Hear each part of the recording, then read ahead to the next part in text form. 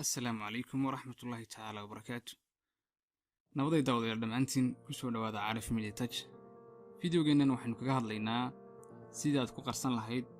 oo aad u ilaashan lahayd xog computer ka dhaxtal ama flash ku jirta oo aad uga baqayso inaad ciidun hesho ama ciid aragto. Computer security-ga ama system security waxa weeye inaad ilaashato xog aad adigu leedahay oo aad ka baqanayso in si dhib yar lagu helo. xogtaas waxay doonto way noqon kartaa sida xog adiga ku khusaysa oo ay adag tahay inaad cid kale u gudbiso. xogtaas oo laga yaabo inay computer-ka dhaxtal ama ay flash kugu jirto ama external hard disk aad ku sidato laakiin aad uga baqayso inay ciidun arki karto. waxaynu kaga hadlaynaa video-geenan maanta. hadday tahay markii kugu horeysay aad soo booqato kanaalkan Arif Media Tech, subscribe saar, video-gana like, asxaabtana la sii wadaago si share gare.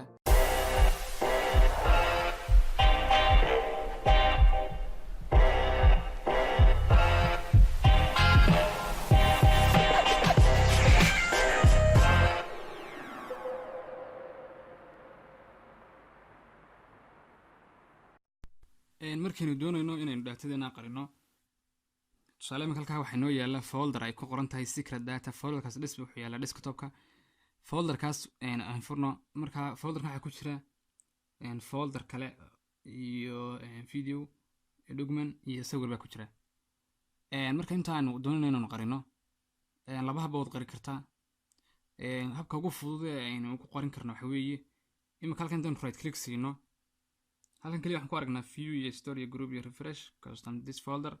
iyo undo move iyo properties. intaas oo qoran ku aragnaa. bal haddii aynu shift taabanayno eegno shift ayaynu taabanaynaa. shift marka ujeedka ugu weyn ee shift u taabanayna waxa weeye horta waxaan waxa lagu qariyaa khaanadan madow ee CMD-da marka code baan isticmaalaynaa.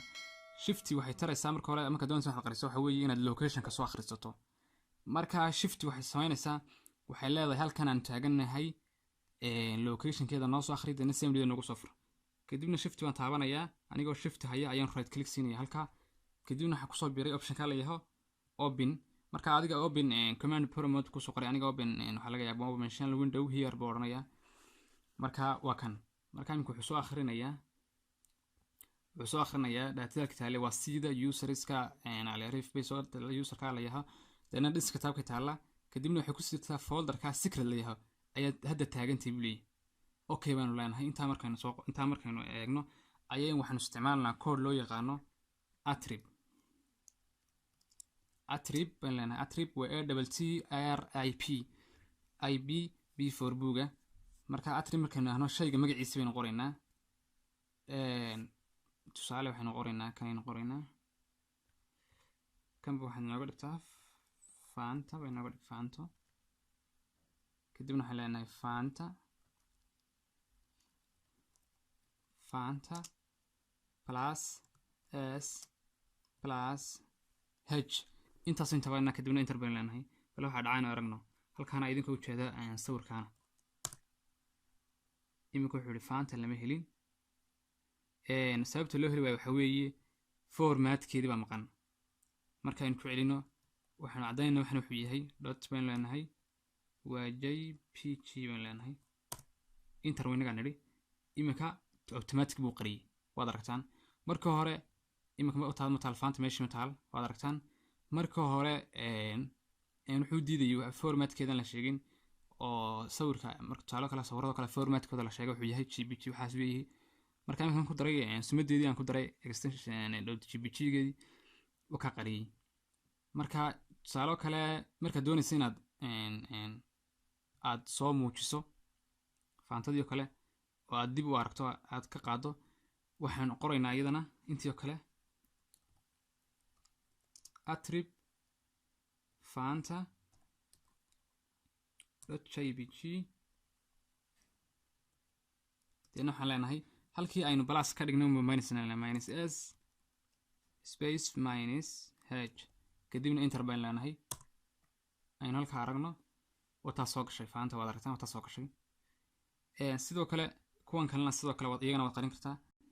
haddii aad doonayso inaad datadan oo dhan qariso hal mar aad wada qariso waxaad samayn kartaa waxaad oranaysaa isagoo kale attrib attrib ayaad qoraysaa kadibna waxaad leedahay plus halkaad maanta faylkii magaciisa soo qoraysa iskatiisa waxaad leedahay plus s plus h xidig mustard dhibic ama point xidig kale kadibna /s space /d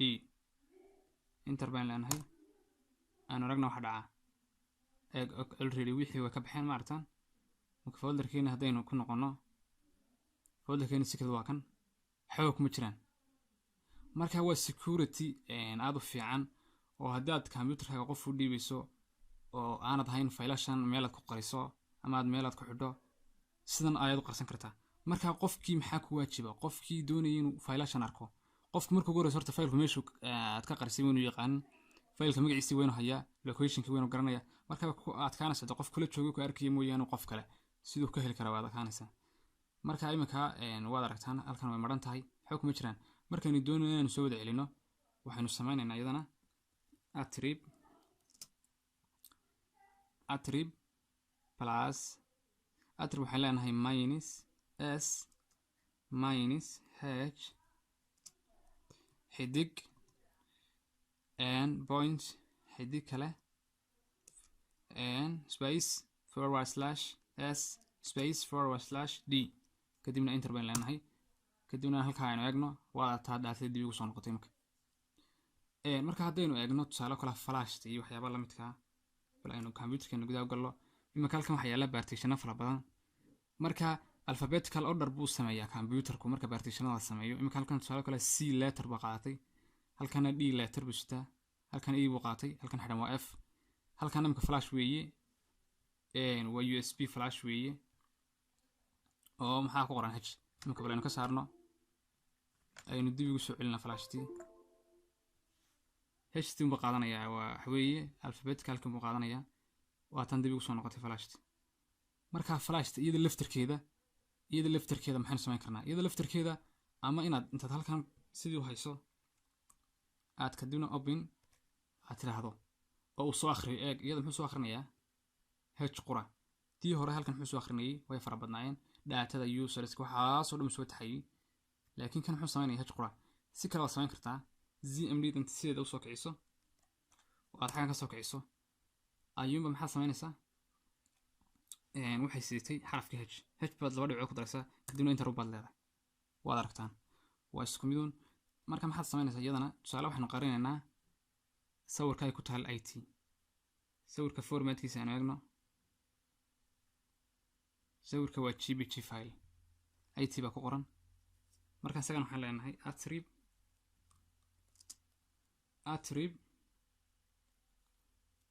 waxaan sameynaa isagana attrib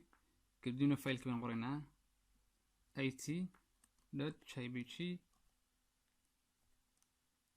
ayaan leenahay plus s plus h kadibna enter baan leenahay isagana halkaa eegno oo kaa ka baxay isagana khadka wuu qarsoomay sidoo kale marka doonaysa inaad soo celisana intuu baad qoraysaa attrib kadibna it magaciisii waynaad haysaa masti iyo halku yaalayba .jpg formatkiisina waad garan kartaa jpg kadib waxaad leedahay minus s minus h enter ayaad leedahay imika halka soo noqonaya in yar ka bacdi waa kaa soo noqday markaas sidaas oo kale ayaa loo qarsadaa waxyaabaha daatada sidoo kale kuwan oo dhan sidii aan haddeer oo kale aan folderkii hore ku arkaynay ayaad u qarin kartaa casharkan waa cashar aad u qiimo badan waxaanu ka mid yahay system security-ga computerka videogan like iyo share iyo subscribe hala sii sheergarayo oo cilmiga dadka loo faa'iideeyo waana salaamantiin dhammaantiin aad baan idin salaamayaa